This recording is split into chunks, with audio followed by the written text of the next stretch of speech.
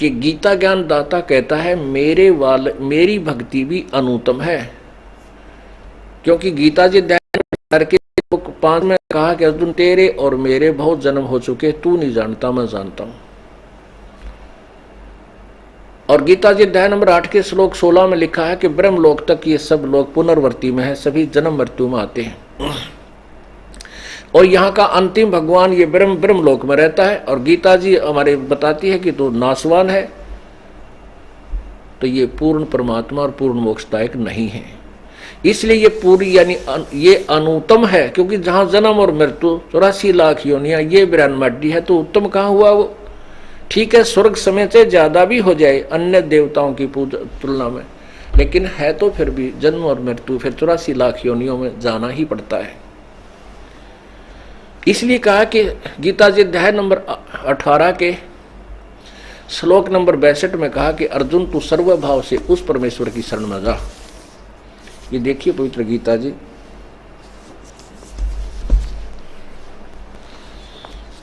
अध्याय नंबर 18 के मंत्र नंबर 62 में।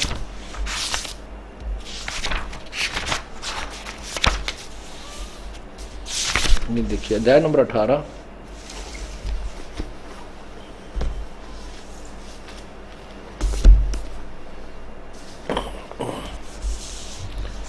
अध्याय नंबर 18 के और मंत्र नंबर 62 में।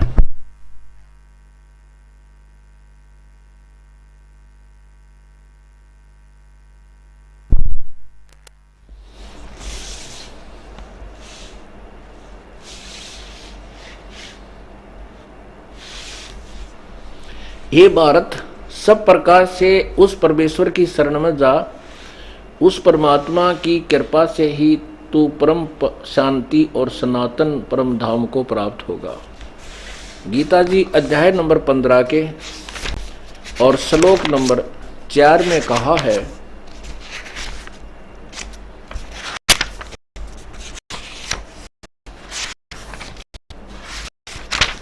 अध्याय नंबर 15 के श्लोक नंबर 4 में, ये चौथे श्लोक का यहां पर ये चौथे का यहां अनुवाद है। इसमें क्या कहा कि उसके पश्चात क्या कहता है ये काल गीता ज्ञानदाता?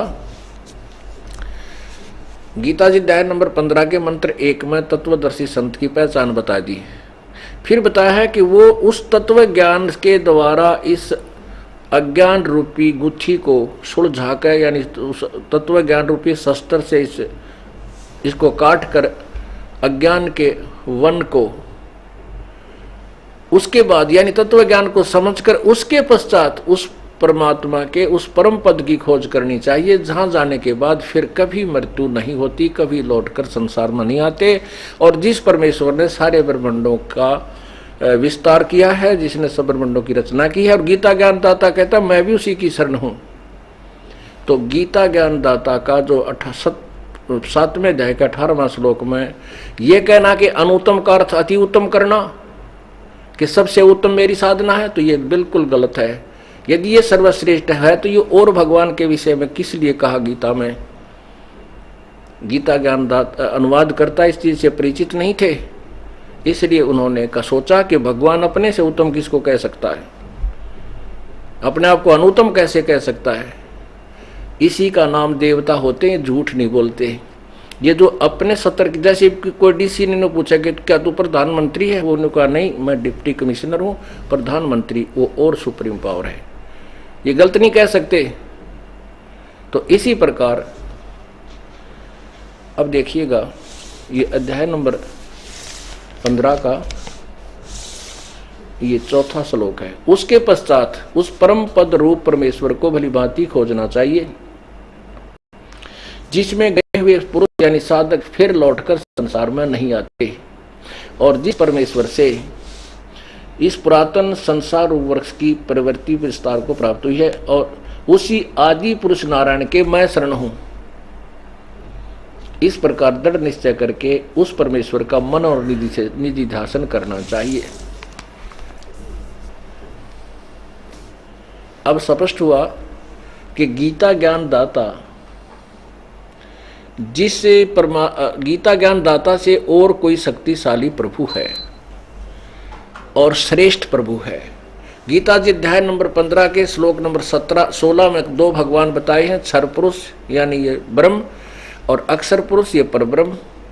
और कहते हैं इन दोनों के ये दोनों नाशवान हैं और इनके श्लोक में जितने प्राणी हैं स्थूल शरीरधारी ये भी नाशवान है। जीव आत्मा तो मरती नहीं, तो कुत्ते की बिना मरती, गधे की बिना मरती, वो अलग बात है। गीता जी अध्याय नंबर 15 के श्लोक फिर 17 में कहा कि उत्तम पुरुष है तू अन्य है। पुरुष माने प्रभु, उत्तम माने श्रेष्ठ है। वो श्रेष्ठ भगवान तो ऊपर वर्णित दोनों भगवानों से कोई और है और वही परमात्मा कहलाता है। वही तीनों लोकों में प्रवेश करके सबका धारण पोषण करता है। वो अविनाशी प्रभु है। अब मूल जो जड़ है उससे ही खुराक चलती है, सबको आहार मिलता है। ब्रह्म परब्रह्म से ब्रह्म, ब्रह्म से ब्रह्मा विष्णु महेश में, और फिर इससे आगे हमें मिलता है। तो हमने मूल की पूजा करनी चाहिए, ना कि टहनियों की।